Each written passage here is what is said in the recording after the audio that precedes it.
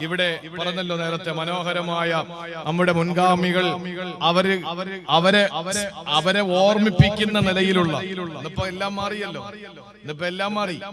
ഇന്നിപ്പോ ഉറൂസുകൾ പോലും എന്തോ ഒരു ശുദ്ധ അസംബന്ധങ്ങളാ ഉറൂസിന് പോലും നടക്കുന്നത്. ഒറ്റ ഒരുത്തനെയും അത് ഏത് മഹല്ല് കമ്മിറ്റിയാണെങ്കിലും പോയി പണി നോക്കണ, വീട്ടിലിരിക്കടാന്ന് പറയാൻ ഉലമാക്കൾക്ക് തന്റെ ഇടമുണ്ടാകണം. എന്താ കാര്യം എന്നറിയോ? മഹാന്മാരുടെ മക്കാമും ആ മക്കാമ് ഉറൂസ് എന്ന പേരിൽ കാട്ടിക്കൂട്ടുന്ന കുറെ കോപ്രായങ്ങളുണ്ട്. ഞാൻ മുജാഹിദ് ജമാഅത്തെ ഇസ്ലാമി ഒന്നുമല്ല, ഞാൻ 916 സുന്നി തന്നെയാണ്. പക്ഷേ ഇന്ന് ഉറൂസുകളുടെ പേരിൽ കാട്ടിക്കൂട്ടുന്ന കുറെ ഇസ്ലാമിക വിരുദ്ധമായ പ്രവർത്തനങ്ങൾ ഉണ്ടല്ലോ. ആനയെ കൊണ്ടുവന്ന് മുട്ടയെടുത്തിട്ട് മരത്തിന്റെ പൊത്തിലിരിക്കുന്ന പാമ്പിന് കൊടുക്കുന്ന പരിപാടി. തൃശ്ശൂർ ജില്ലയിൽ ഒരു ഉറൂസിന് അവിടെ കിടക്കുന്ന മഹാന് തിരിച്ചു വരാനുള്ള ഭാഗ്യം അല്ലാഹു തആല കൊടുത്താൽ, ഈസാ നബിയുടെ കാലഘട്ടത്തിൽ അങ്ങനെ ഉണ്ടായിരുന്നു. കുമ്പി ഇതിനില്ല എന്ന് പറഞ്ഞാൽ മരിച്ചെടുക്കുന്ന ആള് ചാടി എണീക്കുമായിരുന്നു. ആ ഒരു ഭാഗ്യം ഈ കാലഘട്ടത്തിൽ എങ്ങാനും അല്ല കൊടുത്ത സകല മഖ്ബറകളിൽ നിന്നും മഹാന്മാർ എഴുന്നേറ്റ് അതിന്റെ കമ്മറ്റിക്കാരെ കഴുത്തിന് പിടിച്ചിട്ട് നാഭിക്ക് ചവിട്ടും. ഒരു സംശയമില്ലാത്ത കാര്യമാണ്.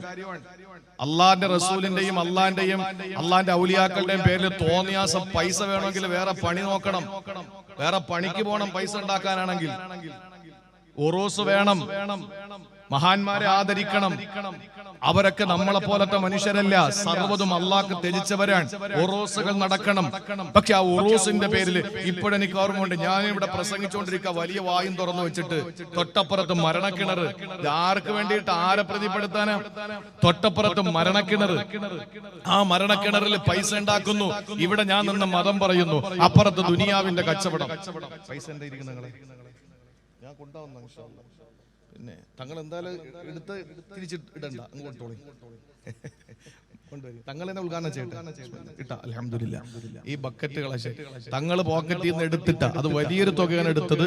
അപ്പൊ നിങ്ങളും ചെറുതാക്കി കളയരുത് ഇൻഷാ അല്ലാഹ്. ഇപ്പൊ നിലവിലുള്ള നോട്ട് 12 മണിയായില്ലേ, എപ്പോഴാ നോട്ടിന്റെ നിരോധനം പറഞ്ഞതെന്ന് പറയാൻ പറ്റൂല. ഇതുവരെ ഉണ്ടായിട്ടില്ലെന്നാ തോന്നുന്നത്. അപ്പൊ ഏതായാലും ഉള്ളതിൽ ഏറ്റവും നോട്ട് ഇഷാവരെ നിങ്ങൾ കണ്ടത് ഏറ്റവും വലിയ നോട്ട് എടുത്തിട്ടോളി. ബിസ്മില്ലാഹിർ റഹ്മാനിർ റഹീം. അല്ലാഹു ബർക്കത്ത് ചെയ്യട്ടെ. അല്ലാഹു നമ്മുടെ സ്വതക്ക സ്വീകരിക്കട്ടെ. അല്ലാഹു ജാരിയായി സ്വതക്ക ഉൾപ്പെടുത്തട്ടെ. നമ്മുടെ ആഗ്രഹങ്ങളൊക്കെ അല്ലാഹു സാധിപ്പിച്ചു തരട്ടെ. ശ്രദ്ധിച്ചോളി, ബക്കറ്റ് അതിന്റെ വഴിക്ക് നടക്കും ഇൻഷാ അല്ലാഹ്. നിങ്ങൾ അങ്ങോട്ട് ശ്രദ്ധിച്ചോളി. എന്റെ പ്രിയപ്പെട്ട സഹോദരങ്ങളെ, അള്ളാഹുവിന്റെ വിശുദ്ധ ഖുർആൻ ഇതൊക്കെ നമ്മളെ പഠിപ്പിച്ചതല്ലേ? ഇതെല്ലാം പഠിപ്പിച്ചതല്ലേ? ഞാൻ പറഞ്ഞു വന്നത് ഉറൂസുകൾ. അത് പോട്ടെ, അതിന്റെ വഴിക്ക് നമുക്കങ്ങ് വിടാം. ഞാൻ പറയുന്നത്, പ്രിയപ്പെട്ടവരെ, മനുഷ്യരുമായി ബന്ധപ്പെട്ട വിഷയങ്ങളിൽ അല്ലാഹു റബ്ബുൽ ഇസ്സത്തിന്റെ ഇടപെടൽ എങ്ങനെയാണെന്നറിയോ? ഞാൻ പറഞ്ഞത് ഒരു ഉദാഹരണം മാത്രം. നിങ്ങൾ ഒന്ന് ശ്രദ്ധിച്ചേ. കടമകളും കടപ്പാടുകളും പൂർത്തീകരിക്കാതെ ഒരാൾക്കും രക്ഷപ്പെടാൻ കഴിയുമെന്ന് വിചാരിക്കണ്ട. അള്ളാഹുമായിട്ട് ബന്ധപ്പെട്ടതിൽ എന്തെങ്കിലും വീഴ്ച ഉണ്ടെങ്കിൽ അവൻ പൊറുക്കും. നമ്മുടെ റബ്ബല്ലേ, കരുണാമയനായ കാരുണ്യവാനായ പടച്ചോൻ പൊറുക്കാതിരിക്കോ നമ്മളോട്? പക്ഷേ ആ പടച്ചവൻ പഠിപ്പിച്ച പടപ്പുകളോടുള്ള കടമകളിൽ വീഴ്ച വരുത്തുന്നവനെ ഒരിക്കലും അല്ലാഹു വിടില്ല. നിസ്കാരം എത്ര റക്അത്താണെന്ന് ഖുർആനിലുണ്ടോ? ഉണ്ടോ? നിസ്കാരം എത്ര വഖത്താണെന്നത് പോലും പ്രിയപ്പെട്ട സഹോദരങ്ങളെ ഉലമാക്കൾ ഇജ്തിഹാദ് ചെയ്ത് പറഞ്ഞതിനപ്പുറത്ത് വിശുദ്ധമായ നമസ്കാരം എന്ന കർമ്മമുണ്ടല്ലോ. വിശുദ്ധമായ ഖുർആനിൽ അല്ലാഹു തആല അതിനകത്ത് ഇങ്ങനെ നിസ്കരിക്കണം, കൈവിടെ കെട്ടണം, ആ നമസ്കാരം ആര് ഇമാമത്ത് നിൽക്കണം, ആര് മാമൂമായി നിൽക്കണമെന്ന ഖുർആനിലില്ല. അതെല്ലാ തിരുനബിയുടെ വാക്കുകളിലാണ്, ഹദീസ് ശരീഫുകളിലാ പരിചയപ്പെടുന്നത്. നോമ്പ് പിടിക്കുന്നതിനെ പറ്റിയിട്ട്, നോമ്പ് ഇന്നത് മുറിച്ചാൽ ഇന്നത് കഴിച്ചാൽ നോമ്പ് മുറിഞ്ഞു പോകും, ഇന്നത് പറഞ്ഞാൽ നോമ്പിന്റെ പ്രതിഫലം നഷ്ടപ്പെടുമെന്ന് പറയുന്നത് ഖുർആനിന്റെ ആയത്തുകളല്ല, അതെല്ലാം ഹദീസുകളിൽ നിന്ന് വ്യക്തമാണല്ലോ. ഹജ്ജിന് ഇന്ന വേഷം ധരിക്കണം, ഹജ്ജിന് ഇവിടെ നിന്ന് ആരംഭിക്കണം, ഇതെല്ലാം വിശുദ്ധമായ ഹജ്ജിന്റെ കർമ്മങ്ങളോ ഉംറയുടെ രീതികളോ വിശുദ്ധ ഖുർആൻ പറയാതിരിക്കുമ്പോ സകാത്ത് എന്ന് പറയുന്ന മനുഷ്യരുമായി ബന്ധപ്പെട്ട വിഷയം പ്പോ ഹജ്ജ് അല്ലാഹുമായി ബന്ധപ്പെട്ടതാ, നോമ്പ് പടച്ചോരുമായി ബന്ധപ്പെട്ടതാ, നിസ്കാരം അല്ലാഹുമായിട്ട് ബന്ധപ്പെട്ടതാ. അവിടെയെല്ലാം അല്ലാഹു തആല പറയുന്നതിൽ ലിമിറ്റ്സ് വെച്ചപ്പോൾ അല്ലാഹു സകാത്ത് എന്ന പടപ്പുകളുമായി ബന്ധപ്പെട്ട വിഷയം വന്നില്ലേ? അവിടെ അല്ലാഹു തആല പരിചയപ്പെടുത്തിയതെന്താ? ആർക്ക് കൊടുക്കണമെന്ന് പറഞ്ഞു പെങ്ങളെ. കണ്ണിൽ നിൽക്കുന്ന തന്റെ മുമ്പിൽ നിൽക്കുന്നവർക്ക് എടുത്ത് കൊടുക്കുന്നതിന്റെ പേരല്ല സകാത്ത്. റമദാൻ റമദാൻ മാസത്തിൽ ഒരു കസേര വലിച്ചിട്ട് ആ കസേരയിലേക്ക് കയറിയിരുന്നിട്ട് ആ കസേരയിൽ ഇരുന്നു കൊണ്ട് കുറച്ച് ചില്ലറ വാങ്ങി ചേഞ്ച് വാങ്ങിയിട്ട് വലിയ ഒരു സഞ്ചിക്കകത്താക്കിയിട്ട് തന്റെ വീട്ടിന്റെ മുമ്പിൽ ക്യൂ നിൽക്കുന്നവർക്ക് 5 രൂപ 10 രൂപ 20 രൂപ 50 രൂപ 2 രൂപ 1 രൂപ എന്ന നിലയില് മുഖം നോക്കിയിട്ട് എടുത്തു കൊടുത്തിട്ട് തന്റെ വീട്ടിൽ നിന്ന് തുടങ്ങുന്ന ക്യൂ നഗരമധ്യത്തിലൂടെ അങ്ങനെ നീണ്ടു പോകുമ്പോൾ ഞാനിതാ വലിയ ധർമ്മിട്ടനാണ് എന്ന് സ്വയം പുകഴ്ത്തിയിട്ട് വലിയ ആളായിക്കൊണ്ട് ധർമ്മം ചെയ്യുന്ന ആളുകളുണ്ടല്ലോ, ഞാൻ സക്കാത്ത് കൊടുത്തു എന്ന് അവകാശം പറയുന്നവരെ ഇല്ല, ഇതിന്റെ പേര് സക്കാത്ത് എന്നല്ല. സക്കാത്ത് അല്ലാഹു 8 കൂട്ടർക്ക് കൊടുക്കണമെന്നാ പഠിപ്പിച്ചത്. 9ാമതൊരു കൂട്ടരില്ല, 8 കൂട്ടം ആളുകളെ അല്ല എണ്ണിയല്ലേ പഠിപ്പിച്ചത്. നിസ്കാരത്തിന്റെ റക്അത്ത് അല്ല പറയാതിരുന്നപ്പോ ഹജ്ജ് ചെയ്യുന്നതിന്റെ അമലുകൾ ഏതാണ് ആദ്യം ചെയ്യേണ്ടത് ഏതാണ് പിന്നെ ചെയ്യേണ്ടതെന്ന് അല്ല പറയാതിരുന്നപ്പോൾ, സഹോദരങ്ങളെ നോമ്പ് പിടിക്കുമ്പോൾ ഏതെല്ലാം കഴിച്ചാൽ നോമ്പ് മുറിഞ്ഞു പോകുമെന്ന് പറയാതിരുന്നപ്പോ സക്കാത്തിന്റെ വിഷയം വന്നപ്പോ അല്ലാഹു തആല പറഞ്ഞതെന്താ? സൂറത്തു إنما الصدقات للفقراء والمساكين والعاملين عليها والمؤلفة قلوبهم وفي الرقاب والغارمين وفي سبيل الله وابن السبيل. الله 8 കൂട്ടരെ എണ്ണി പറയുകയാ, 8 കൂട്ടം ആളുകളെ എണ്ണി പറഞ്ഞു. ഇവർക്കാ നിങ്ങൾ സക്കാത്ത് കൊടുക്കേണ്ടത്. ഇതിനപ്പുറത്ത് സക്കാത്തിന്റെ പൈസ പള്ളിക്ക് തായോ എന്ന് പറഞ്ഞ് വരുന്നവന് കൊടുത്ത സക്കാത്താവൂല. അതിന്റെ പേര് സദഖ എന്നോ ഹദി എന്നോ ഹിബത്ത് എന്നൊക്കെ ഗിഫ്റ്റ് എന്നൊക്കെ ആവുള്ളൂ. സക്കാത്ത് പള്ളിക്ക് വാങ്ങിക്കൂടല്ലോ, സക്കാത്ത് പള്ളിക്ക് വാങ്ങിക്കൂടല്ലോ. നിങ്ങൾ ആലോചിച്ച് നോക്കിയേ, ആ സക്കാത്ത് ഈ 8 കൂട്ടരല്ലാത്ത ഒരു കൂട്ടർക്കും സക്കാത്ത് കൊടുക്കാൻ പാടില്ല എന്ന് 5 സ്തംഭങ്ങളിൽ പഞ്ചസ്തംഭങ്ങളിൽ നിസ്കാരത്തിന്റെ ആ രീതിയും നോമ്പിന്റെ രീതിയും ഹജ്ജിന്റെ രീതിയും പറയാതെ അല്ലാഹു തആല മനുഷ്യരുമായി ബന്ധപ്പെട്ട സക്കാത്തിന്റെ വിഷയം വന്നപ്പോ ഇന്ന കൂട്ടർക്ക് നിങ്ങൾ കൊടുക്കണമെന്ന് പറഞ്ഞു. എന്താ അതിന്റെ അർത്ഥം? പ്രിയപ്പെട്ടവരെ, മാനുഷിക പരിഗണന ഏറ്റവും ശ്രദ്ധിക്കേണ്ട കാര്യമാണെന്നുള്ള പഠിപ്പിച്ചതാണ്. നിസ്കാരത്തിന് കുറവൊന്നുമില്ല. ഞാൻ ഇടയ്ക്കിടയ്ക്ക് ഓർമ്മപ്പെടുത്തുന്നത് അതാണ്. ഇന്നത്തെ ആളുകളുടെ കുഴപ്പം പടപ്പുകളോടുള്ള കാര്യങ്ങളിൽ ബാധ്യതകളിൽ നമുക്ക് വീഴ്ച. അത് അല്ലാഹു പൊറുക്കില്ല, അതൊരിക്കലും അല്ലാഹു നമ്മളിൽ നിന്ന് പൊറുക്കില്ല. നോക്കൂ, നിങ്ങൾ മരണപ്പെട്ട് കഴിഞ്ഞാൽ, ഞാൻ ഈ സദസ്സിൽ വെച്ചെങ്ങാനും മരിച്ചുപോയാൽ എന്നെ കൊണ്ടുവയ്ക്കുന്ന ഖബറുണ്ടല്ലോ, അതിന്റെ പേര് ബർസഖ് എന്നാണ്. ബർസഖ് എന്ന് പറഞ്ഞ അർത്ഥം മറയെന്നാണ്. ജീവിച്ചിരിക്കുന്നവര് ഖബറിന്റെ അടുക്കൽ വന്ന് എന്റെ ഖബറിന്റെ അടുക്കലേക്ക് വന്നിട്ട് എന്റെ പ്രിയപ്പെട്ടവരാ 6 അടി മണ്ണിന്റെ അടിയിൽ ഞാൻ കിടക്കുമ്പോ എന്റെ ഖബറിന്റെ മുകളിൽ വന്നിട്ട് എന്റെ പ്രിയപ്പെട്ടവരാരെങ്കിലും എന്റെ ഖബറിനകത്ത് നടക്കുന്നതിനെ പറ്റി നോക്കാൻ ഉദ്ദേശിച്ചാൽ മണ്ണ് മാറ്റിയിട്ട് പലകയെടുത്തിട്ട് നോക്കിയാൽ എന്നെ എങ്ങനെയാണോ കൊണ്ടുവച്ചത് ആ പൊതിയപ്പെട്ട അവസ്ഥയിലല്ലാതെ കാണൂലല്ലോ. ഞാൻ നല്ലവനാണെങ്കിൽ സ്വർഗത്തിന്റെ കവാടം തുറക്കപ്പെട്ടത് ജീവിച്ചിരിക്കുന്നവർക്ക് കാണാൻ പറ്റൂല. ഞാൻ മോശക്കാരനാണെങ്കിൽ നരകത്തിന്റെ കവാടങ്ങൾ തുറക്കപ്പെട്ടത് ജീവിച്ചിരിക്കുന്നവർക്ക് കാണാൻ പറ്റൂല. ഇതെല്ലാം മറയ്ക്കപ്പെട്ടതാണ്. അതാണ് പറഞ്ഞത്, വമിൻ വറാഇഹിം ബർസഖുൻ ഇലാ യൗമി യുബ്അസൂൻ. ഉയർത്തെഴുന്നേൽപ്പിന്റെ നാൾ വരെ നിങ്ങൾക്ക് മറയ്ക്കപ്പെട്ട ഒരു സ്ഥലമുണ്ട്, ഖബറാണത്. മരിച്ചവരെ പറ്റി അത്രയും പറഞ്ഞല്ല സ്റ്റോപ്പ് ചെയ്തു. പിന്നെ അതിനകത്ത് നടക്കുന്നതിനെ പറ്റി ഖുർആനിലില്ല. പ്രിയപ്പെട്ട സഹോദരങ്ങളെ, നിങ്ങൾ ആലോചിക്കണേ. പക്ഷെ മരണപ്പെട്ടു പോയ ആളിനെ പറ്റി പറയുന്നതിൽ അല്ലാഹു തആല പരിധികൾ വെച്ചു. എന്നാൽ ഈ മരണപ്പെട്ടു പോയ ആളുകൾക്ക് ശേഷം ജീവിച്ചിരിക്കുന്ന ആളുകളെ പറ്റി ഖുർആൻ വാചാലമായി അനന്തര സ്വത്ത്, ഭാര്യയ്ക്ക് ഇത്ര, ഉമ്മാക്ക് ഇത്ര, നിങ്ങൾ ചിന്തിക്കാൻ വേണ്ടി പറയാൻ. കാറ്റുപോയൊരു മനുഷ്യൻ, അവന്റെ ജീവൻ പോയി, അവനെ കൊണ്ടുവന്ന് അയ്യായ പള്ളി ഖബർസ്ഥാനിൽ അടക്കി. അതോടുകൂടി ചർച്ച തീർന്നു. അള്ളാന്റെ ഖുർആൻ പിന്നെ അവനെ പറ്റി പറയുന്നില്ല. അവനെ പറ്റി പറയുന്നില്ല, കഴിഞ്ഞല്ലോ. ഇനി അള്ള പറയുന്നത് എന്താണ്? ഈ മരിച്ചവന്റെ ഭാര്യ, ഈ മരിച്ചവന്റെ ഉമ്മ, ഈ മരിച്ചവന്റെ ബാപ്പ, ഈ മരിച്ചവന്റെ മക്കള്, ഈ മരിച്ചവരുടെ സഹോദരങ്ങൾ, അവർക്ക് ഈ സ്വത്തിൽ ഇപ്പറയുണ്ട്, സുമുനുണ്ട്, സുദുസുണ്ട്, റുബുണ്ട്, നിസ്ഫുണ്ട് എന്ന് പറഞ്ഞിട്ട് ഇങ്ങനെ ഇത്ര ഓഹരി, ഇത്ര ഓഹരി, ഇത്ര ഓഹരി എന്ന് പറഞ്ഞിട്ട് വിശുദ്ധ ഖുർആൻ വാചാലമാകുന്നുണ്ട് സൂറത്തുൻ നിസായില്. ഹാഫിലിങ്ങൾ ചോദിച്ചറിയാം ഏറ്റവും കൂടുതൽ പഠിക്കാൻ പ്രയാസമുള്ളത് ഈ ഭാഗങ്ങളെന്നാണ് പല ഹാഫിലിങ്ങളും പറഞ്ഞിട്ടുള്ളത്. വറാസത്തിന്റെ വിഷയം പറയുന്ന ആയത്തുകൾ അതെത്തുമ്പോ അങ്ങോട്ടും ഇങ്ങോട്ടും ഒക്കെ തിരിഞ്ഞു പോകും. സാധാരണ നമുക്ക് യാസീൻ തിരിയും പോലെ ആയത്തുൽ അർദുൽ മൈതത്തു ഉണ്ട്, ആയത്തുൽ ലൈലി നസ്ലഖു ഉണ്ട്, ആയത്തുൽ മന്ന ഹമൽനയുണ്ട്. ഇത് ശ്രദ്ധിച്ചില്ലെങ്കിൽ 10 സെക്കൻഡ് കൊണ്ട് യാസീൻ തീരും, മരിച്ച 3-ാം ഫാത്തിഹ കഴിഞ്ഞാൽ യാസീൻ തീരാതിരിക്കുകയും ചെയ്യും, അല്ലേ? നമ്മൾ ശ്രദ്ധിച്ചില്ലെങ്കിൽ. അപ്പൊ അതുപോലെ ഹാഫിലിങ്ങൾക്ക് തെറ്റുന്ന ഒരു ഭാഗമാണ് വറാസത്തിന്റെ അനന്തരാവകാശത്തിന്റെ കാര്യങ്ങൾ പറയുന്ന ഭാഗങ്ങൾ. സഹോദരങ്ങളെ, ചിന്തിച്ചു നോക്കിയേ, മരിച്ച ആളുകളെ പറ്റി പറയുന്നതിൽ അല്ലാഹു തആല ഒരു പരിധി വെച്ചിട്ടുണ്ട് എങ്കിൽ ജീവിച്ചിരിക്കുന്നവർക്ക് കൃത്യമായി ഇത്ര കൊടുക്കണം, ഇത്ര കൊടുക്കണം, അവരുണ്ടെങ്കിൽ ഇവർക്ക് ഇത്രയേ ഉള്ളൂ, മറ്റവര് കൂടുതലുണ്ടെങ്കിൽ ഇത്രയേ ഉള്ളൂ എന്നൊക്കെ പറഞ്ഞിട്ട് വളരെ വ്യക്തമായി ഖുർആൻ പഠിപ്പിച്ചില്ലേ? അതാണ് ഞാൻ പറഞ്ഞത്, മാനുഷിക ബന്ധങ്ങൾക്ക് ഖുർആൻ വലിയ സ്ഥാനമാണ് കൊടുത്തത്.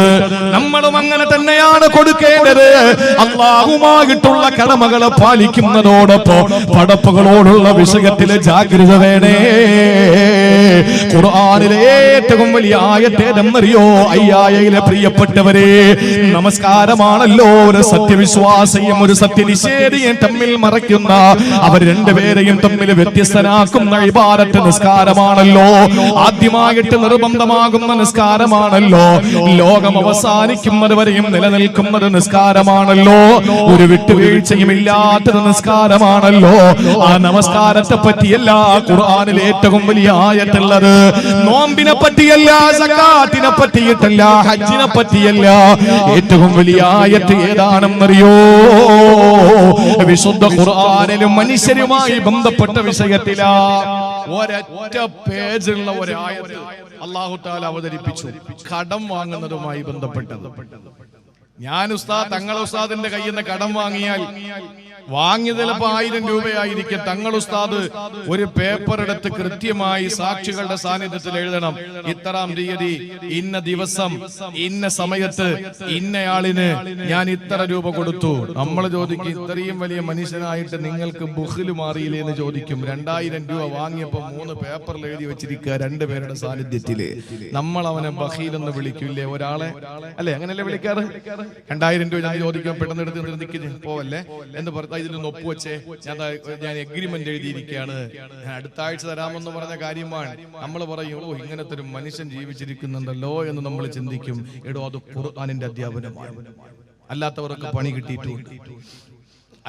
പണി കിട്ടിയിട്ടുമുണ്ട്. ഖുർആന്റെ അധ്യാപനമാണത് അങ്ങനെ ചെയ്യണമെന്നുള്ളത്. ഏറ്റവും വലിയ ആയത്ത് കടം വാങ്ങൽ കൊടുക്കുന്നതുമായി ബന്ധപ്പെട്ടുള്ള ആയത്താണ്. ഒറ്റ പേജാണ്. നിസ്കാരത്തെ പറ്റി പറഞ്ഞ എന്താ? അഖീമുസ്സലാ. ഒറ്റ വാചകം അല്ലേ? നോമ്പിനെ പറ്റി പറഞ്ഞ എന്താ? കുത്തിബ അലൈക്കുമുസ് സിയാമു കമാ കുത്തിബ അലല്ലദീന മിൻ ഖബ്ലിക്കും ലഅല്ലക്കും തത്തഖൂൻ. അങ്ങനെ സമാനമായ 1-2 ആയത്തുകൾ. ഹജ്ജിനെ പറ്റി പറഞ്ഞത് എന്താ? വലില്ലാഹി അലന്നാസി ഹജ്ജുൽ ബൈത്തി മൻ ഇസ്തതാഅ ഇലൈഹി സബീല.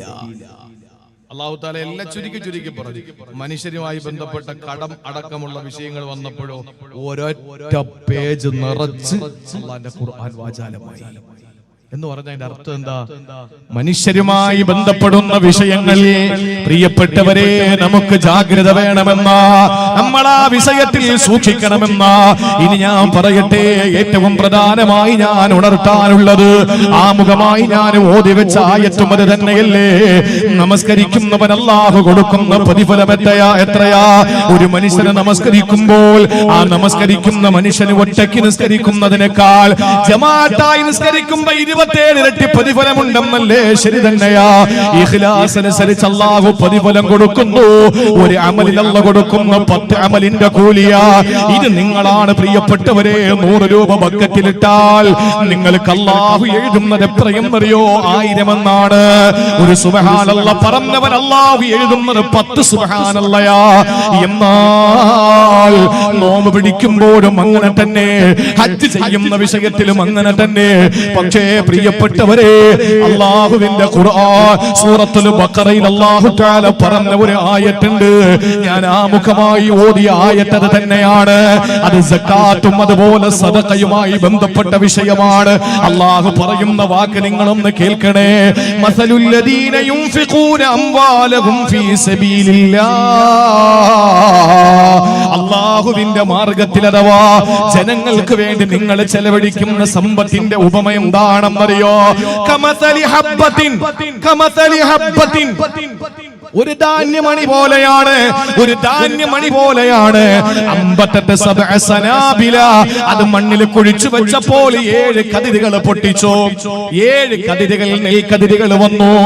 മുളപ്പിച്ചതോ ഒരൊറ്റ നെൽമണിയാണ്. അത് കുഴിച്ചു വെച്ചിട്ട് വെള്ളമൊഴിച്ചപ്പോൾ സഹോദരങ്ങളെ 7 നെൽക്കതിരുകൾ അതിൽ നിന്ന് പൊട്ടി വരികയാ.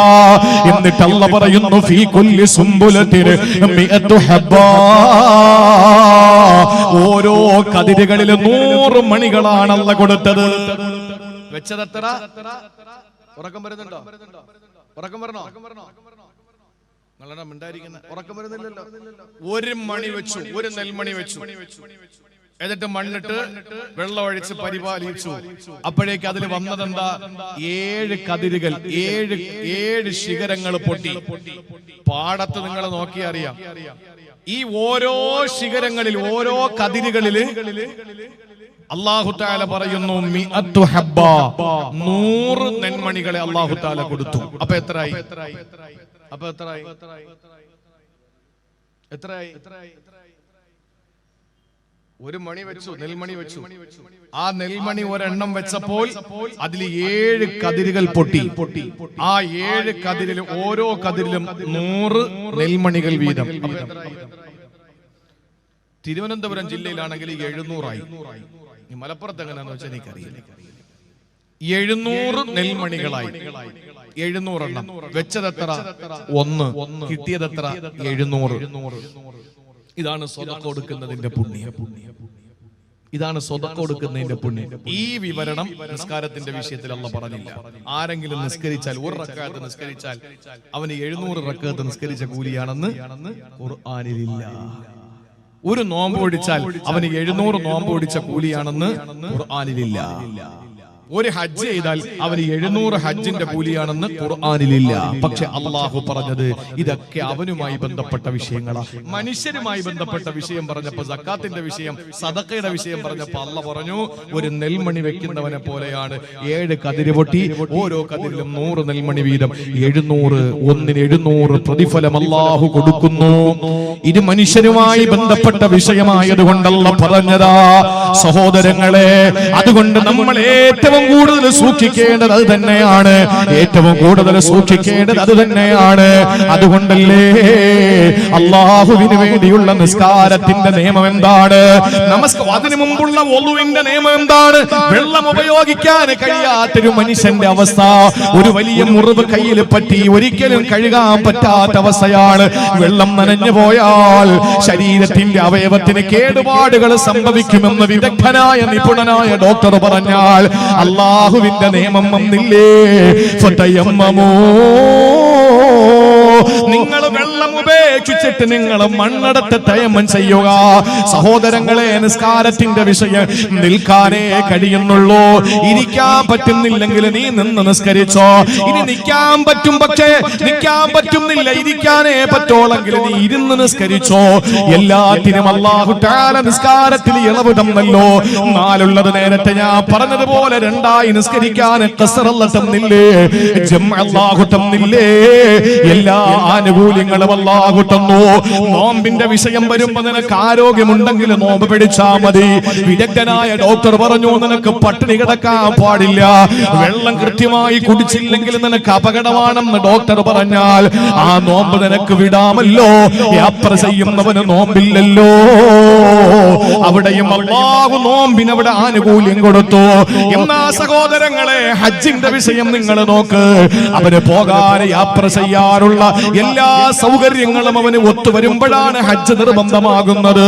അവന് യാത്രാ സൗകര്യം, അവന്റെ ആരോഗ്യം, അവന് സമ്പത്ത്, ഈ വിഷയങ്ങളെല്ലാം ഒരുമിച്ച് കൂടുമ്പോൾ അവന് ഹജ്ജ് നിർബന്ധമാവുകയാ. എന്നാ സക്കാത്തിന്റെ വിഷയത്തിൽ നിങ്ങൾ നോക്ക്. വർഷം പൂർത്തിയാകുമ്പോഴാണ് സക്കാത്ത് കൊടുക്കേണ്ടത്. ഇതെല്ലാം വിശുദ്ധ ഖുർആൻ ആനുകൂല്യങ്ങൾ അല്ലാഹു ഒന്നൊന്നായി നമ്മുടെ ഇബാദത്തുകളിൽ തരുമ്പോൾ പ്രിയപ്പെട്ടവരെ, അല്ലാഹു തആല യാതൊരു ആനുകൂല്യം തരാത്തൊരു വിഷയം ഏതാണ്? അത് പടപ്പുകളുമായി ബന്ധപ്പെട്ട വിഷയമാണ്. അല്ലാഹുവേ, ഞാൻ അവനൊരു 10 മിനിറ്റ് പരദൂഷണം പറഞ്ഞോട്ടെ? അനുവാദമില്ല. ഞാൻ എന്തെങ്കിലും അവനെ പറ്റി പറഞ്ഞോട്ടെ? ചില ആളുകൾക്കുണ്ടല്ലോ, അതൊരു ഹോബിയാണ്, എന്തെങ്കിലും പറഞ്ഞോണ്ടിരിക്കണം. ഞാൻ അങ്ങനെ ആഗ്രഹമുള്ള ചില ആളുകൾ ഉണ്ടെങ്കിൽ, എന്നെ കേൾക്കുന്നവരിൽ ആരെങ്കിലും ഉണ്ടെങ്കിൽ ഒരു ചെറിയ പൊടിക്കൈ പറഞ്ഞു തരാം. നമുക്ക് ആരെങ്കിലും എന്തെങ്കിലും പറയണമെന്ന് തോന്നിയാൽ നമ്മൾ എന്താ ചെയ്യേണ്ടതെന്നറിയോ? ചിലർക്ക് അങ്ങനെ ഉണ്ടല്ലോ, JCBയുടെ പല്ലുകൊണ്ട് ഈ മാന്തി കൊടുത്താലും നാക്കിന്റെ കടി മാറൂല. ആരെങ്കിലും എന്തെങ്കിലും പറഞ്ഞോണ്ടിരിക്കണം, എന്തെങ്കിലുമൊക്കെ പറഞ്ഞോണ്ടിരിക്കണം. അങ്ങനെയുള്ള ആളുകൾ ഉണ്ടെങ്കിൽ അവരോട് എനിക്ക് പറയാനുള്ളത്, അത് നിങ്ങൾക്ക് ചെയ്യാൻ പറ്റുന്ന ഏറ്റവും നല്ലൊരു കാര്യം അതെന്നറിയോ? ഒരിക്കൽ ഒരു മഹാൻ തന്റെ ജനങ്ങളോട് പറഞ്ഞു, ഞാൻ ആരെങ്കിലും എന്തെങ്കിലും പറയണമെന്ന് ആഗ്രഹിച്ചാൽ ഞാൻ ഉടൻ എന്റെ വാപ്പയെയും എന്റെ ഉമ്മയെയും പറ്റി ജനങ്ങളുടെ മുമ്പ് ചെന്ന് ഞാൻ പറയും. നാട്ടുകാരെ മുഴുവനും വിളിച്ചു നിർത്തിയിട്ട് എന്റെ വാപ്പ അങ്ങനാണ്, അയാളെ കണി കാണാൻ കൊള്ളൂല, അയാള് പ്രശ്നക്കാരനാണ്, എന്റെ ഉമ്മ അങ്ങനാണ്, എന്റെ ഭാര്യ ഇങ്ങനാണ്, എന്റെ മക്കൾ അങ്ങനാണ് എന്ന് സ്വന്തക്കാരെ പറ്റി ഞാൻ പറയും എന്നാ മഹാൻ പറഞ്ഞു. അപ്പൊ കൂടെ നിന്നവര് ചോദിച്ചു, അവരെന്ത് തെറ്റ് ചെയ്തിട്ടാ? അപ്പൊ എന്താ ഈ മഹാൻ പറഞ്ഞെന്നറിയോ? എടോ, നീ കേട്ടിട്ടില്ലേ അള്ളാന്റെ റസൂല് പറഞ്ഞത്, നമ്മൾ ആരെങ്കിലും പറ്റി എന്തെങ്കിലും പറഞ്ഞാൽ നമ്മുടെ അമലുകളെല്ലാം എടുത്ത് അള്ളാഹു അവർക്ക് കൊടുക്കും. അല്ലേ? നമ്മുടെ അമലുകളും സകലതും എടുത്ത് അള്ളാഹ് അവർക്ക് കൊടുക്കും. എന്നിട്ട് തീർന്നു, നമ്മുടെ അമലുകൾ തീർന്നു എന്ന പറഞ്ഞത് ഇനിയും ബാക്കി കിടക്കുകയാണ്. നീ എന്താ ചെയ്യാ? ആ പറയപ്പെട്ടവന്റെ സകല തിന്മകളും എടുത്ത് അള്ളാഹു നമ്മളെ തലയിൽ വെച്ച് തരും. ഇത് സഹീഹായ ഹദീസാണല്ലോ. അപ്പൊ ഈ മഹാൻ ചോദിക്കാൻ, ഞാൻ കഷ്ടപ്പെട്ട് എഴുന്നേറ്റ് തഹജ്ജുദ് നിസ്കരിച്ചിട്ടുണ്ട്, ഞാൻ ഓടി പിടച്ച് എന്റെ ജീവിത യാത്രകളിൽ ഒരു വഖത്ത് മുടങ്ങിയിട്ടില്ല, റവാത്തിബ് മുടക്കിയിട്ടില്ല, ഞാൻ ചൂടുള്ള ദിവസങ്ങളിൽ പോലും നോമ്പ് ഒഴിവാക്കിയിട്ടില്ല, ത്യാഗം ചെയ്ത് ഞാൻ ഹജ്ജും ഉംറയും ചെയ്തിട്ടുണ്ട്. ഇതെല്ലാം ഞാൻ എന്തിനു നാട്ടുകാർക്ക് കൊടുക്കണം? അത് കൊടുക്കുന്നെങ്കിൽ കിട്ടുന്നെങ്കിൽ എന്റെ വാപ്പാക്ക് തന്നെ ഇരിക്കട്ടെ. എന്റെ നിസ്കാരവും നോമ്പും ഒക്കെ ആർക്കിരിക്കണം? എന്റെ ഉമ്മാക്കിരിക്കട്ടെ. രക്ഷപ്പെടണമെങ്കിൽ അവര് രക്ഷപ്പെട്ടോട്ടെ, നാട്ടുകാരെന്തിനാ രക്ഷപ്പെടുന്നത്? കിട്ടുന്നെങ്കിൽ എന്റെ ഉമ്മച്ചിക്ക് ഇരിക്കട്ടെ, എന്റെ വാപ്പയ്ക്ക് ഇരിക്കട്ടെ. ആ ഒരു മനോഭാവം ഉള്ളത് കൊണ്ട് ഞാൻ പറയണമെന്ന് എനിക്ക് മനസ്സ്, ആരെങ്കിലും പറ്റി എന്തെങ്കിലും പറയണമെന്ന് എനിക്കൊരു മോഹം തോന്നിയാൽ ഞാൻ വാപ്പായെ പറ്റി എല്ലാവരോടും പറഞ്ഞു നടക്കും. അതാണ് ഇതിനൊരു പരിഹാര മാർഗം. നമ്മള് ഒരാളെ പറ്റി ഒന്നും പറയണ്ട. അല്ലാഹു തആല ഒരു ആനുകൂല്യം നമുക്ക് ആ വിഷയത്തിൽ തന്നിട്ടില്ല. ഒരാളെ പറ്റി പറയാനുള്ള ആനുകൂല്യവും നമുക്ക് അല്ലാഹു തന്നിട്ടില്ല. സഹോദരങ്ങളെ, ഏറ്റവും പ്രധാനമായ എന്റെ പ്രിയപ്പെട്ടവരെ തിരിച്ചറിയാനുള്ള ഒരു കാര്യം കൂടി ഞാൻ അതോട് ബന്ധപ്പെടുത്തി പറയാൻ ഉദ്ദേശിക്കുകയാ. ഒരുപാട് നീട്ടിക്കൊണ്ടുപോകുന്നില്ല. ഏറ്റവും പ്രധാനമായി പ്രിയപ്പെട്ടവരെ നമ്മൾ ശ്രദ്ധിക്കാനുള്ള കാര്യമേതെന്നറിയോ? അല്ലാഹുവിന്റെ മുന്നിൽ സുജൂദിൽ കിടക്കുന്ന ആ നമസ്കാരത്തെ പറ്റി അല്ലാഹു തആല പറഞ്ഞിട്ട്, നമസ്കാരത്തിൽ അലംഭാവം കാണിക്കുന്നവന് നരകമാണെന്ന് ഖുർആൻ ഖുർആൻ പറഞ്ഞല്ലോ. എങ്ങനെയാണ് അല്ലാഹു പറഞ്ഞത്? സമയത്ത് നിസ്കാരമില്ലാത്തവന് അല്ലാഹു കൊടുക്കുന്ന നരകം തന്നെയാണ്. നിസ്കാരത്തിൽ അലംഭാവമുള്ളവന് അല്ലാഹു കൊടുക്കുന്ന നരകം തന്നെയാ. ഫവൈലുൽ ലിൽ മുസല്ലീൻ അല്ലദീന ഹും അൻ സലാത്തിഹിം സാഹൂൻ. നമസ്കാരത്തിൽ യാതൊരു സൂക്ഷ്മതയും ഇല്ലാത്തവൻ അല്ലാഹു കൊടുക്കുന്നത് നരകമാ. അതും വൈൽ എന്ന് പറയുന്ന നരകമാണ്. എന്താണ് വൈൽ എന്ന നരകത്തിന്റെ പ്രത്യേകത അറിയോ? ഓരോ നരകത്തിനും അല്ലാഹു തആല പ്രത്യേകം പദവികൾ കൊടുത്തിട്ടുണ്ട്. വൈൽ എന്ന് പറയുന്ന നരകത്തിന്റെ പ്രത്യേകത എന്താ? ഈ വൈൽ എന്ന് പറയുന്ന നരകത്തിന്റെ പ്രത്യേകത, ആ സ്ഥലം പോലും അല്ലാഹുവിനോട് ദിവസവും കാവൽ തേടുകയാണ്. ആ സ്ഥലം അല്ലാഹുവിനോട് കാവൽ തേടുന്നു. റബ്ബേ, ചൂട് താങ്ങാൻ പറ്റുന്നില്ല, അതിന്റെ വല്ലാത്ത വേദന എനിക്കുണ്ട് എന്ന് ആ നരകമെന്ന ആ വൈലെന്ന് പറയുന്ന പ്രദേശം തന്നെ അല്ലാഹുവിനോട് പരാതി പറയുന്ന, പടച്ചവനോട് കേണപേക്ഷിക്കുന്ന അവസ്ഥയാണത്രേ. അത്രയും കഠിനമായ കഠോരമായ ചൂടാണ്, അത്രയും വലിയ നാശമായ ആ വൈലെന്ന് പറയുന്ന നരകമുണ്ടല്ലോ. അതാർക്കാണ് പെങ്ങളെ അല്ലാഹു കൊടുക്കുന്നതെന്നറിയോ? അലംഭാവത്തോടെ നിസ്കാരം നിർവഹിക്കുന്നവര്, നിസ്കാരത്തിൽ മടിയുള്ളവര്, നമസ്കാരത്തിൽ ശ്രദ്ധയില്ലാത്തവന്, അല്ലാഹു പറഞ്ഞ നമസ്കാരത്തിന്റെ സമയത്തിൽ നിന്ന് മാറിയിട്ടതിനെ ഒഴിവാക്കുന്നവര്, അവന് നരകമാണെന്ന് പറഞ്ഞിട്ടല്ല നിർത്തുന്നില്ല.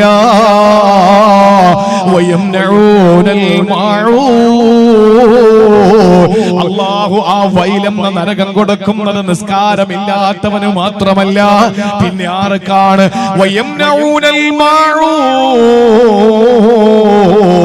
അല്ലാഹു പറയുന്നു, പരോപകാര സാധനങ്ങൾ കൊടുക്കാത്തവർക്ക്. എന്റെ സഹോദരിമാരെ നന്നായിട്ട് കേട്ടോളി. അപ്പുറത്തെ വീട്ടിലെ ഏതോ ഒരു ഗസ്റ്റ് വന്നു. ആ സമയത്ത് ആ ഗസ്റ്റ് വന്നപ്പോൾ സാധാരണ ഉള്ളതിനേക്കാൾ അധികം ആളുകൾ വന്നപ്പോ അവർക്കും കൂടി ഭക്ഷണം പാകം ചെയ്യാൻ പറ്റിയ പാത്രം അവരുടെ വീട്ടിലില്ല. ആ പാവപ്പെട്ട സ്ത്രീ വന്നിട്ട്, നമ്മുടെ വലിയ കൊട്ടാരമല്ലേ, എല്ലാ ഐറ്റം ഉണ്ടല്ലോ, നമ്മുടെ വീട്ടിൽ വന്നിട്ട് ഒരു പാത്രം ഒന്ന് തരുമോ എന്ന് ചോദിച്ചു. നിസ്സാരമായ ഒരു പാത്രം, നമുക്ക് യാതൊരു നഷ്ടമില്ലാതെ കൊടുക്കുന്നത് കൊണ്ട് നമ്മൾ അവരോട് പറയാണ്, അങ്ങനത്തെ ഒരു പാത്രം ഇവിടെ ഇല്ലടി, ഉണ്ടെങ്കിൽ ഞാൻ നിനക്ക് തന്നേനെ. അള്ളാഹുവിന്റെ ഖുർആൻ യാതൊരു മറയില്ലാതെ പറയട്ടെ, അള്ളാന്റെ ഖുർആൻ പറയുന്നു, ഫവൈൽ, അവൾക്കും നരകമാണ്. നമ്മൾ കരുതി എന്താ? കള്ളു കുടിക്കുന്നവന് നരകം, പലിശ വാങ്ങുന്നവന് നരകം, അല്ലേ, പരദൂഷണം പറയുന്നവന് നരകം. അല്ല പെങ്ങളെ, അല്ല. പരോപകാര സാധനങ്ങൾ തടയുന്നവർക്ക് അത് പാത്രമെന്നല്ല മുഫസ്സിരീങ്ങൾ അതിന് ഉദാഹരണം കൊടുത്തത്. എന്താണെന്നറിയോ? ഒരു സ്പൂണ്, ചെറിയൊരു സ്പൂണ് തേടി വന്നു നമ്മുടെ വീട്ടിന്റെ അയൽവാസി, ഒരു സ്പൂണിങ് തരുവോ? അല്ലെങ്കിൽ ഒരു സൂചി, എന്തെങ്കിലും ഒരു വസ്ത്രത്തിൽ ഒരു കേടുപാട് സംഭവിച്ചപ്പോൾ അത് പരിഹരിക്കാൻ വേണ്ടിയിട്ട് ഒരു സൂചി, ഒരു നൂല്, ഇത് ചോദിച്ചിട്ട് വരുമ്പോ ഒരു പെണ്ണ് നമ്മുടെ അടുത്ത് ചോദിച്ചു, ഒരു ചെറിയ പേപ്പർ നമ്മുടെ അടുത്ത് ചോദിച്ചു. കൊടുക്കുന്നത് കൊണ്ട് യാതൊരു ബുദ്ധിമുട്ടും നമുക്കില്ലാത്ത ഒരു സംഗതിയാണ്. അത് നമ്മളെ തടഞ്ഞു വെച്ചാൽ അള്ളാഹുവിന്റെ ഖുർആൻ പറയുന്നു, ഫവൈലുൻ, അവന് നരകമാണ്. എന്താ കരുതിയത്? ഇസ്ലാം എന്ന് പറഞ്ഞാൽ സിമ്പിൾ ആണെന്നാ കരുതിയത്. ഇന്ന ദീന യുസുറൻ, അള്ളാഹുവിന്റെ ദീന് സിമ്പിൾ തന്നെയാ. പക്ഷേ അത് പഠിച്ച് അതനുസരിച്ച് ജീവിക്കുന്നവർക്ക് മാത്രം. ഇതൊക്കെ നമുക്ക് കഴിയുന്നതാണ്. ഒരാൾ വന്നിട്ട്, നമ്മളൊക്കെ ഓഫീസിലൊക്കെ നിൽക്കുമ്പോ ഒരാൾ വന്നിട്ട് പറയാണ്, ഒരു പെണ്ണുങ്ങരോ ഒരു സൈൻ ചെയ്തിട്ട് അങ്ങ് തരാം. നമ്മൾ പറയാണ്, ആ ഇല്ല, മഷിയില്ല, ഇത് കുറെ ദിവസം കൊണ്ട് തെളിയുന്നില്ല എന്ന് പറഞ്ഞിട്ട് നമ്മൾ കൊടുക്കില്ല. എന്താ നഷ്ടപ്പെടുന്നതെന്നറിയോ?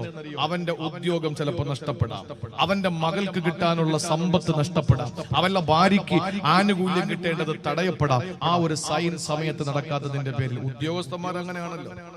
ഇവിടെ ഇരിക്കുന്ന സാധനം എടുത്ത് തങ്ങളെ കൈവിട്ട് കൊടുത്ത് തങ്ങളൊരു ഒപ്പിട്ട് ഇങ്ങോട്ട് വാങ്ങി വേറൊരു ഒപ്പിട്ട് കഴിഞ്ഞാൽ അവന് 50,000 രൂപ കിട്ടേണ്ടതാണ്. പറയുന്ന എന്താ? ഉദ്യോഗസ്ഥര്, ഓ എന്റെ പൊന്നമ്മോ, ഓരോ ഉദ്യോഗസ്ഥരുടെ മുന്നിലേക്ക് നമ്മൾ ചെല്ലുമ്പോ ഉണ്ടല്ലോ, ഇവരുടെയൊക്കെ തലക്കനം വല്ലാത്തൊരു തലക്കനോ. അത് പറയാതിരിക്കാൻ യാതൊരു നിവൃത്തിയില്ല. അങ്ങ് നോക്കിയിട്ട് ഇങ്ങനെ നോക്കിയിട്ട് വളരെ അധികാരം കയ്യിലുള്ളപ്പോ അങ്ങനെയാണല്ലോ. ഒരു 10-ാം തീയതി കഴിഞ്ഞിട്ട് വായോ. സിമ്പിളാണ്. എടുത്ത് അപ്പുറത്തെ മേശയിലിട്ടിട്ട് അവിടെ ഇരിക്കുന്ന ആളിനെ കൊണ്ട് ഒരു സൈൻ വാങ്ങി ഇപ്പുറത്തേക്ക് കൊടുത്ത് അതിനൊരു സീലും വെച്ച് കഴിഞ്ഞാൽ നമുക്ക് നമ്മുടെ വിഷയം തീർന്ന്. നമ്മൾ കയറണ്ട, ഇറങ്ങണ്ട, ഓടണ്ട, പേടിക്കണ്ട, ഒന്നും വേണ്ട. അത് ചെയ്തു തരാനുള്ള ഒരു മനസ്ഥിതി ഇല്ലാത്ത ഉദ്യോഗസ്ഥന്മാരുണ്ടല്ലോ, അവരെന്താ പറയുന്നത്? പോയിട്ട് വാ, 10-ാം തീയതി കഴിഞ്ഞു വാ, അപ്പോഴേക്ക് ശരിയാക്കി വെക്കാം. ഈ ഫയല് ഇവിടുന്ന് തൊട്ടപ്പുറത്തിരിക്കുന്ന ടേബിളിലേക്ക് പോകാൻ 10 ദിവസം കഴിയും. അതെങ്ങനെയാണ്? 10ന്റെ നവംബരും. എന്നിട്ട് എന്റെ ഫയല് നീങ്ങിയോന്ന് ചോദിക്കും. നിങ്ങളുടെ ഫയൽ നമ്പർ എത്രയാ? ഇത്ര. അതാ ഇരിക്കുന്നു. ശരി ശരി, നിങ്ങൾ പോയി പുറത്തിരുന്നോ, ഞാൻ ഇപ്പൊ വിളിക്കാം. അപ്പോഴാണ് എടുത്ത് അപ്പുറത്തിട്ട് കൊടുക്കുന്നത്. അപ്പോഴൊപ്പിട്ട് പുറത്ത് തരും. ഈ 10 ദിവസം എന്തിനാ കാത്തിരിക്കുന്നത്? എന്തിനാ കാത്തിരിക്കുന്നത്? ഞാൻ പലപ്പോഴും ചിന്തിച്ചിട്ടുണ്ട്, പടച്ചോൻ ഇങ്ങനെയൊക്കെ നമ്മൾ പല സ്ഥലങ്ങളിലൊക്കെ പെട്ടിട്ടുണ്ട്. ചില സ്ഥലങ്ങളിൽ അപ്പൊ ഇങ്ങനെയുള്ള സ്ഥലങ്ങളിൽ പെട്ടുപോകുമ്പോ ന്യായമായിട്ട് ചിന്തിച്ചിട്ടുണ്ട്, പടച്ചോനെ ഇവൻ എങ്ങനെയെങ്കിലും എന്റെ മുമ്പിൽ എന്തെങ്കിലും ഒരു ആവശ്യത്തിന് വരേണ്ട എന്തെങ്കിലും ഒരു സാഹചര്യം നീ ഉണ്ടാക്കി കൊടുക്കണേ തമ്പുരാനെ എന്ന് ചിന്തിച്ച്. മനുഷ്യനാണല്ലോ നമ്മള്, വിട്ടുവീഴ്ചയൊക്കെ നല്ലതാ. ചിലപ്പോ പെട്ടുപോകും സഹോദരങ്ങളെ. ചില സമയത്ത് അങ്ങനെയാണ്. ഒരു അക്ഷരം അതാ വായി നോക്കി ഇരുന്നിട്ട് എന്തെങ്കിലുമൊക്കെ എഴുതി പിടിപ്പിക്കും. പിന്നെ അതിന്റെ പിന്നാലെ നടക്കേണ്ടത് മൊത്തം നമ്മളാ. അതിന്റെ പിന്നാലെ നടക്കേണ്ടത് നമ്മളാണ്. ആ നിലയില് പ്രിയപ്പെട്ട സഹോദരങ്ങളെ, ഒരാള് വന്നിട്ട് ഒരു ജസ്റ്റ് ആ പെന്നൊന്ന് തരുവോ എന്ന് ചോദിക്കുമ്പോ അതിനെ നിഷേധിക്കുന്നവൻ അള്ള കൊടുക്കുന്ന ഗിഫ്റ്റ് വൈൽ എന്ന് പറയുന്ന നരകമാണ്. അള്ളാഹു നമ്മളെ കാത്തുരക്ഷിക്കട്ടെ.